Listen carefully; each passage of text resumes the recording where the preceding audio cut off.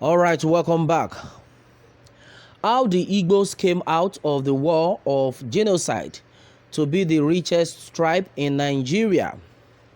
All right, the news in detail.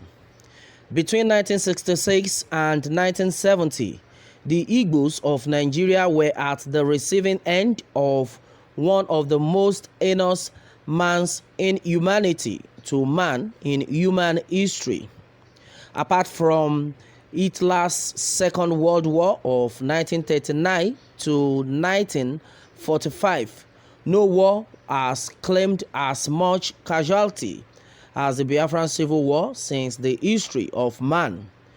The war that was estimated to have claimed about 5 million lives had the Igbos as recipients of more than 80% of the casualty figure. War had been fought before and after the Nigeria-Biafra Civil War, both locally and internationally. But why the Biafra War will continue to dominate discourse is the manner which the war was prosecuted and the policies initiated by the Nigerian state during and after the war to keep the Igbos perpetually defeated and never to rise again to challenge or assert their right, and how the Igbos refused to be crushed. Rather, they bounced back with pomp and pageantry to become the envy of their supposed conquerors.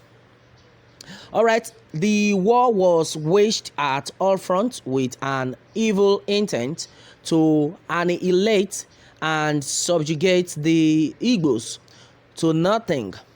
While Yakubu Gohan, a northern army general, was leading the onslaught with the most sophisticated leather military hardware from Soviet Russia and Great Britain from the front. Awolowo, a leader of the Yorubas and Federal Minister of Finance and Vice Chairman of the Federal Executive Military Council, was using hunger through his economic blockade as weapon to finish off whatever that is remaining of the Igbos that could not die by the bombs and bullets. Awolowo, at the behest of his principal Gowon, introduced economic blockage against the Igbos and justified it as a veritable instrument of warfare. After 3 years of resistance, 3 years of death, 3 years of death, 3 years of kwashoko scenery, 3 years of mixture of joy of freedom from oppression and unprovoked from oppression and unprovoked mayhem by strange people and pang of hunger and wide-scale death, the Igbos could not stomach to carry on the war of freedom, and they yielded. Their leader, General Ojukwu, left the scene having exhausted all resources available at the disposal, both human and material. The war was over, at least from the point of shooting and killing by soldiers, as the economic aspect of the war led by Awolowo aimed at crippling the Igbos' entrepreneurial domineering spirit still continued till date. The economic war has been more like a bathing in a relay race in which one administration hands over the baton of harsh economy measures against the Igbos to another administration, whether it is a civil war or military, to continue the state policies of exclusion and divide and rule. All right, a lot have been said onto this one. Okay, and as it is, as much as many people have tried to justify the pogrom against the Igbos that resulted to the war as a reaction to the Ezogoscope that claimed the lives of Sardauna of Sokoto, Tafawa Balewa, Akintola, and many more and ended the Balewa/Azikiwe regime. But the truth remains that the war was born out of envy, aimed at crushing the Igbos and relegate them to the background of activities in Nigeria, where they will only be taking order and not issuing. Gowon admitted this in an interview in January 2020 that the fear of domination is what caused the war. At the beginning of the war, Awolowo, being the Federal Minister of Finance, changed the country's currency. This change of currency was targeted to frustrate the Igbos from using the little money at their disposal to access forex for either weapon or food from international community. In an interview after the war, Ojukwu admitted that two things that defeated Biafra during the war: one was the currency change, the other was hunger occasioned by the draconian economic blockage imposed on the East by Gowon and Awolowo.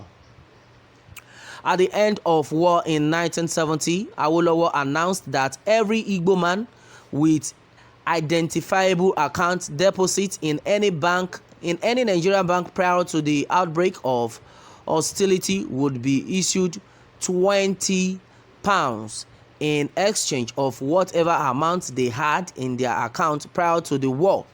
This simply implies that the Igbos came out of the war to be integrated into Nigeria with nothing to compete with, but they carried out on with resilience that saw them through the war era. By 1972, Yakubu Gowon and Awolowo initiated and carried out a national indigenization policy.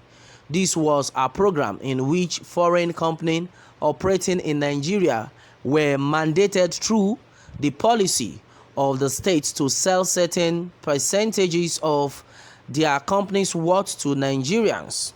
Recall, the Igbos just came out of the war 2 years earlier and had no means to participate in the indigenization program.